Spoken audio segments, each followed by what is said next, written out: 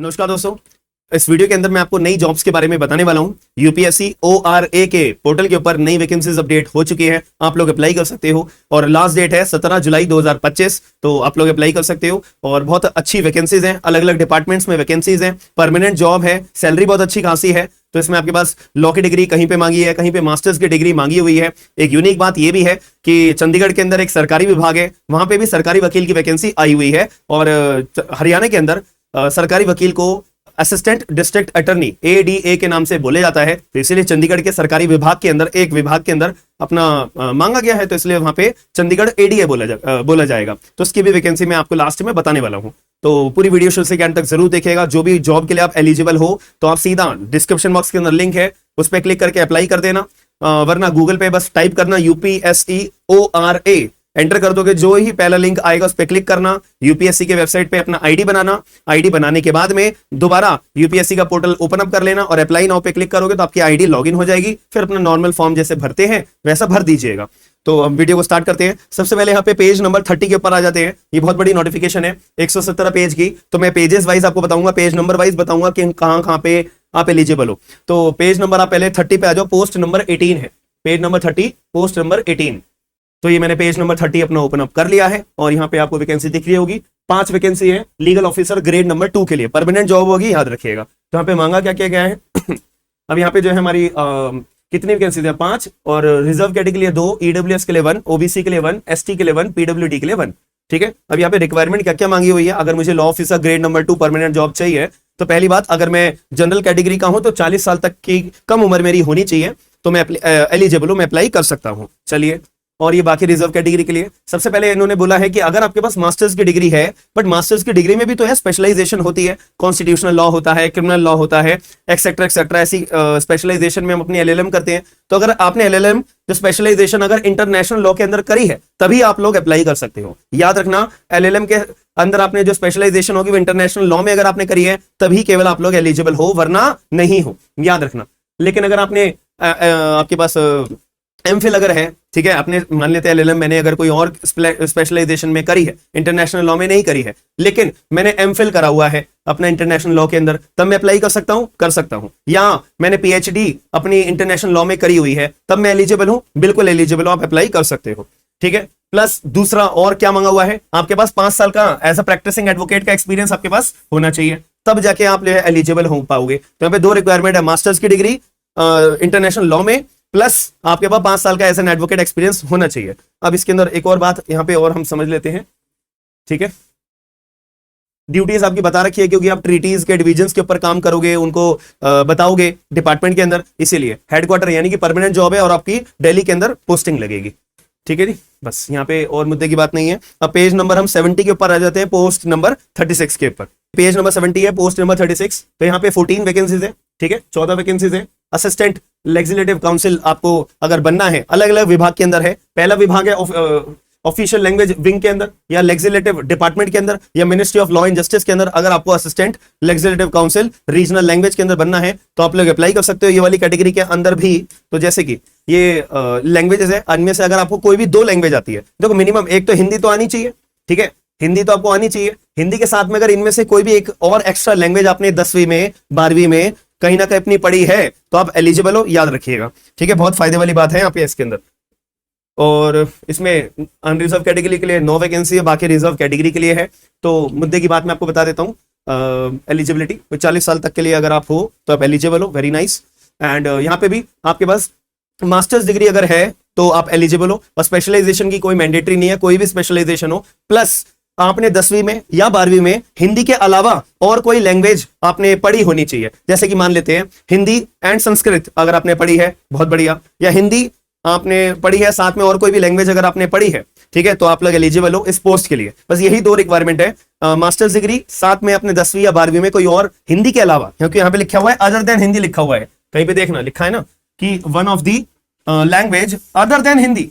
Other than Hindi का मतलब हिंदी के अलावा एक और आपने लैंग्वेज पढ़ी होनी चाहिए। You are eligible to apply for the particular post. ठीक है, अब मान लेते हैं यार कोई लोग होते हैं जिन पे मास्टर्स डिग्री नहीं है, एलएलबी की डिग्री है, बीएलएलबी की डिग्री है, तो भी सेम बात लिखी हुई है कि अगर आपके पास लॉ की डिग्री है प्लस 10वीं या 12वीं के अलावा आपने जो है अपना कोई और लैंग्वेज पढ़ी हुई है, then you can eligible for the particular post, याद रखिएगा। अब एक्सपीरियंस बोले एक बात करें तो अगर किसी के पास मास्टर्स डिग्री के बेसिस पे अगर आप अप्लाई कर रहे हो तो आपके पास फॉलोइंग में से कोई भी एक एक्सपीरियंस अगर है तो आप एलिजिबल हो। जैसे कि आप जो स्टेट जुडिशियल सर्विस के अंदर 5 साल तक आप एज अ मेंबर रहे हो तो आप एलिजिबल हो, या फिर आप सेंट्रल या स्टेट या कोई भी सरकारी विभाग के अंदर, ठीक है, आपने काम करा हुआ है कोई भी पोस्ट के ऊपर जिसमें आपने लीगल अफेयर्स के रिगार्डिंग काम करा हुआ है 5 सालों तक, ठीक है, 5 साल का, यानी कि इन्होंने एक्सपीरियंस मांगा हुआ है गवर्नमेंट पोस्ट का, तो आप एलिजिबल हो। या फिर आप एज एन एडवोकेट हो 5 साल तक के लिए, तो इसमें सीधी सी बात है, अगर आपके पास एलएलएम की डिग्री है 10वीं 12वीं में, अदर देन हिंदी कोई लैंग्वेज पढ़ी है, और अगर आपके पास साथ में 5 साल का as an advocate practicing advocate का एक्सपीरियंस है, यू आर एलिजिबल। बस ये सिंपल सी बात बोली हुई है, ठीक है। या आप कोई टीचर हो, कोई कॉलेज में पढ़ाते हो 2 साल, आपको मिनिमम 5 साल तक अगर आपने कोई भी एज अ टीचर किसी कॉलेज में पढ़ाया है, यू आर एलिजिबल, ठीक है जी। अब अगर आप लॉ की डिग्री के बेसिस पे भी सेम बात लिखी हुई है कि आप स्टेट जुडिशियल के अंदर 7 सालों तक आपने अपना काम करा है, या फिर गवर्नमेंट पोस्ट पे 7 साल तक के लिए काम करा है, प्रैक्टिसिंग एडवोकेट 7 साल का यहाँ पे हो गया है। तो अगर आप लॉ की डिग्री है तो 7 साल, एलएलएम की डिग्री है तो 5 साल, बस ये डिफरेंस है और कुछ भी नहीं है, ठीक है। अभी आपके ऊपर डिपेंड करता है कि आप लोग ये एक्सपीरियंस बियर करते हो या नहीं। अब आगे की पोस्ट हम बात करें तो 37 पोस्ट नंबर है पेज नंबर 74 में, ठीक है, 37।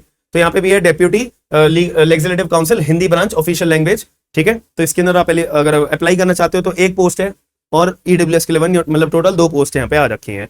इसमें भी सेम यही एक्सपीरियंस है कि मास्टर्स डिग्री 10वीं 12वीं में आपका हिंदी के अलावा और कोई पढ़ा होना अपने कोई भी लैंग्वेज, ठीक है।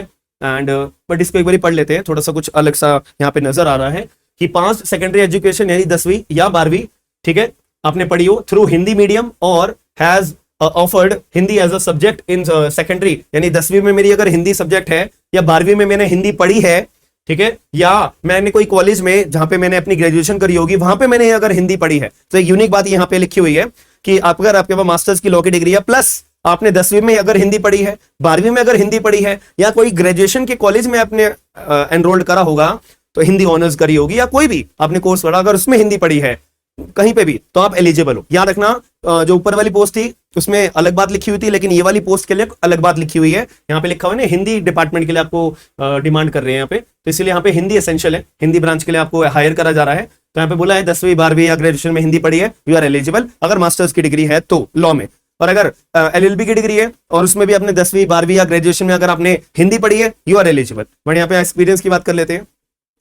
तो 8 साल का आपने स्टेट जुडिशियल एकेडमी सर्विस में आपने एज अ मेंबर होने चाहिए हो, ठीक है। एडवोकेट का वही 8 साल का मांगा हुआ है, एलएलएम के बाद 8 साल, भाई साहब एलएलएम के बाद 8 साल मांगे हुए हैं एज एन एक्सपीरियंस, और लॉ में 10 साल तक गया होगा फिर तो ये, ठीक है, हाँ 10 साल तक गया हुआ है। एडवोकेट का एज एन एडवोकेट आपने 10 साल का अगर एक्सपीरियंस है तो you are just apply the post, ठीक है। तो ये बहुत ज्यादा एक्सपीरियंस मांगा है, आई होप बहुत सारे लोग तो इसमें एलिजिबल होंगे नहीं, बट स्टिल मैं आपको एक एक लाइन वाइज सारी पोस्ट बता रहा हूँ ना, जो भी नोटिफिकेशन में आई हुई है।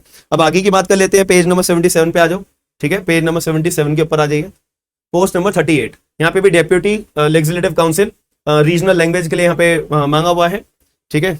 और अनरिजर्व कैटेगरी के 5 पोस्ट है, बाकी रिजर्व कैटेगरी के लिए है। इसमें क्या क्या एलिजिबिलिटी एक बार चेक कर लेते हैं।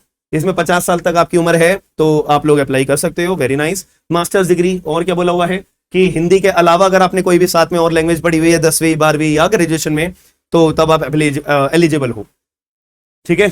और एक्सपीरियंस की बात करें, ये लॉ की डिग्री है तो उसके में भी यही बोला है। और मास्टर्स डिग्री की अगर बात करी जाए तो एज ए एडवोकेट यहाँ पे 8 साल का एक्सपीरियंस मांगा हुआ है, और लॉ की डिग्री की बात अगर करी जाए तो यहाँ पे आपसे 10 साल का एक्सपीरियंस मांगा हुआ है। तो LLM degree 10 years, 8 years, LLB degree 10 years plus 10th और 12th और ग्रेजुएशन में आपने हिंदी के अलावा एज अ पर्टिकुलर कोई भी लैंग्वेज का सब्जेक्ट आपके पास होना चाहिए, ठीक है जी। चलिए ये बात भी समझ में आ जाती है। अब आगे की बात करें तो पेज नंबर 77 हमारा हो गया था, ठीक है। अब पेज नंबर 81 के ऊपर आ जाओ, पेज नंबर 81 के ऊपर आ जाइए, post number 39, assistant shipping, assistant shipping master and assistant director in directorate general of the shipping. अब आपको लग रहा होगा सर ये शिपिंग डिपार्टमेंट के अंदर वैकेंसी है, इसमें लॉ वालों को क्या मतलब है? इसमें मतलब कुछ नहीं है, बट थोड़ा सा आप मेरी बात पे गौर करिएगा। मैंने पूरी ये जो नोटिफिकेशन है ना, इसमें चुन चुन के निकाली हुई है कि कहां पे एक लॉ का विद्यार्थी या डिग्री होल्डर या एक्सपीरियंस होल्डर वो अप्लाई कर सकता है। इसके लिए भी आप अप्लाई कर सकते हो, एक पोस्ट है, बट अप्लाई करने में कुछ नहीं जाता है, बार बार मैं बोलूंगा। और एक और बात मैं आपको बोलूंगा, जितनी भी वैकेंसी, अगर मान लेते हैं मैं एक ऐसा व्यक्ति हूं जिसमें सारी पोस्ट में मैं एलिजिबल हूं, तो सारी अप्लाई कर सकता हूं, बिल्कुल कर सकता हूं, कोई मना ही नहीं है। यूपीएससी के अंदर सारी पोस्ट के लिए आप एलिजिबल हो, सारी पोस्ट के लिए आप अप्लाई कर सकते हो, ठीक है जी। यहाँ पे क्या है 30 साल तक का व्यक्ति, यानी कि अब कंपटीशन बहुत ही कम हो गया। ठीक है, अब यहाँ पे क्या मांगा है, केवल डिग्री मांगी है।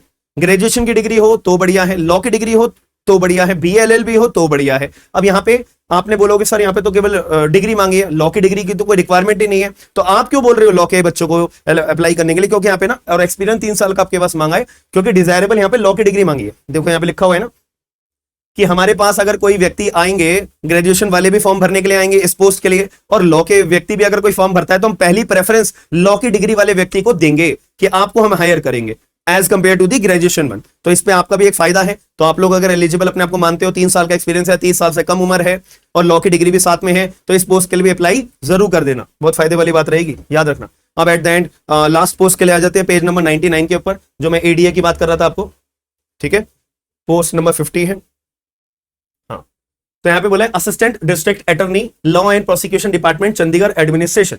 तो यहाँ पे इन्होंने चंडीगढ़ लॉ डिपार्टमेंट ने बोला है कि हमारे को असिस्टेंट डिस्ट्रिक्ट अटॉर्नी चाहिए। कितनी वैकेंसी है? 7 वैकेंसी है जनरल वालों के लिए, बाकी रिजर्व कैटेगरी के लिए है।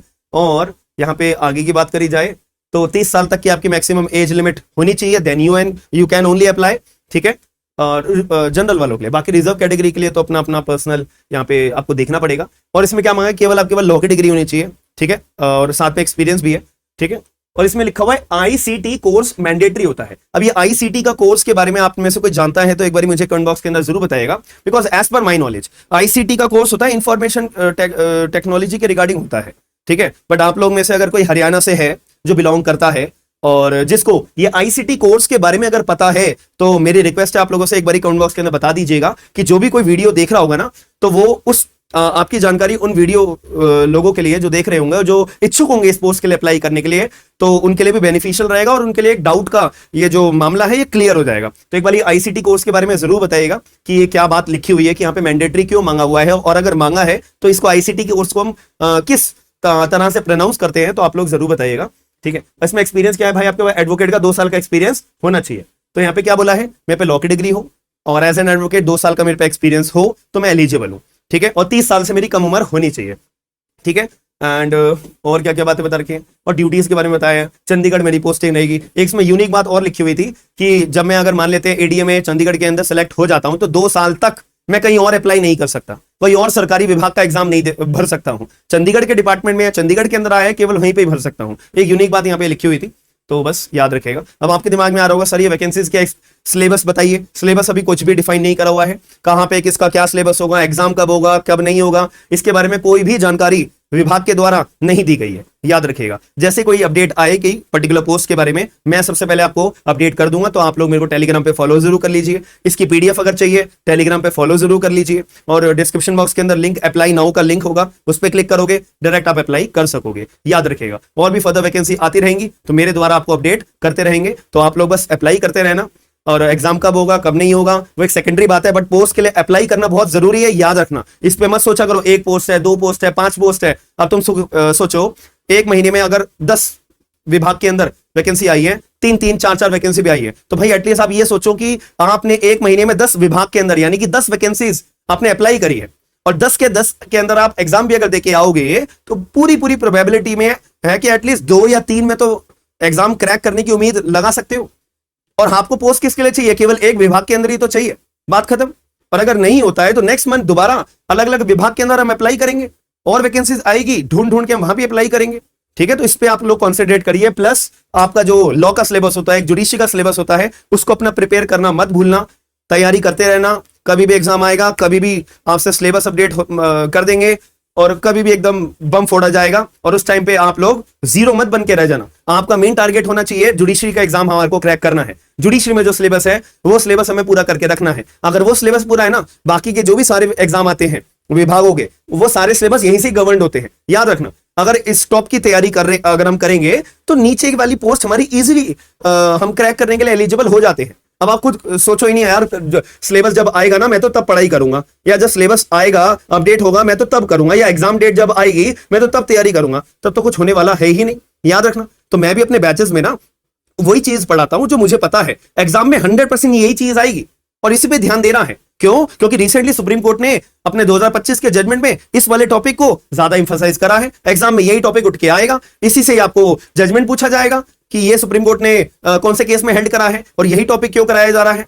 अब फॉर एग्जांपल, अब हमें पता है कि हमें एफआईआर दर्ज करानी होती है किसी भी गवर्नमेंट सर्वेंट के ऊपर। कब? पहले हमें सैंक्शन लेना पड़ता है। अब सैंक्शन कहां पे डिफाइन है, सैंक्शन का मतलब क्या है और कौन से सर्कमस्टांसेस में सैंक्शन सरकार से लिया जाता है, फिर जाके एफआईआर दर्ज कराई जाती है। ये बात लिखी हुई कहां है? ऐसी बात हम ये पढ़ क्यों रहे इतनी ज्यादा? पहले क्यों नहीं पढ़ते थे यार? पहले भी तो ये प्रोविजन था सीआरपीसी में, आईपीसी में, बट अभी क्यों पढ़ रहे हैं? क्योंकि अभी रिसेंटली 4-5 जजमेंट में सुप्रीम कोर्ट ने इसके ऊपर बहुत संज्ञान लिया है, बहुत ध्यान दिया है इस चीज के ऊपर। इसीलिए 100% प्रोबेबिलिटी ये टॉपिक उठ के एग्जाम में डायरेक्ट आएगा, प्रीलिम्स में आएगा, मेंस में आएगा। अब आप लोग इस चीज पे ध्यान नहीं दोगे, इन सेक्शंस के ऊपर ध्यान नहीं दोगे, सीधी सी बात है, नुकसान किसका है? आपका है। बस आप वो रट्टे लगाते रहो, ठीक है? रट्टे लगाना बहुत जरूरी है, वो ठीक है, लेकिन थोड़ा सा स्मार्ट वर्क करना भी जरूरी है कि आजकल के माहौल में सबसे ज्यादा कौन से प्रोविजंस के ऊपर जजमेंट्स आ रहे हैं और इसके पीछे की कहानी क्या है, और यही एग्जाम में उठ के आपसे पूछा जाएगा। बस अब जिसने जवाब अपना सही दिया होगा, सही टिक करा होगा, सही गोला लगाया होगा, मेंस में आंसर राइटिंग या जजमेंट को कोट करा होगा, वही बच्चे का एक अच्छा आंसर बनेगा और उसी को नंबर मिलेंगे कि इस बच्चे ने लैंडमार्क जजमेंट भी लिखा है, सेक्शन भी लिखा है, प्रोसीजर सेक्शन भी लिखा है, सब्सटेंटिव सेक्शन भी लिखा है, रीसेंट वाला जजमेंट भी लिखा है, ठीक है?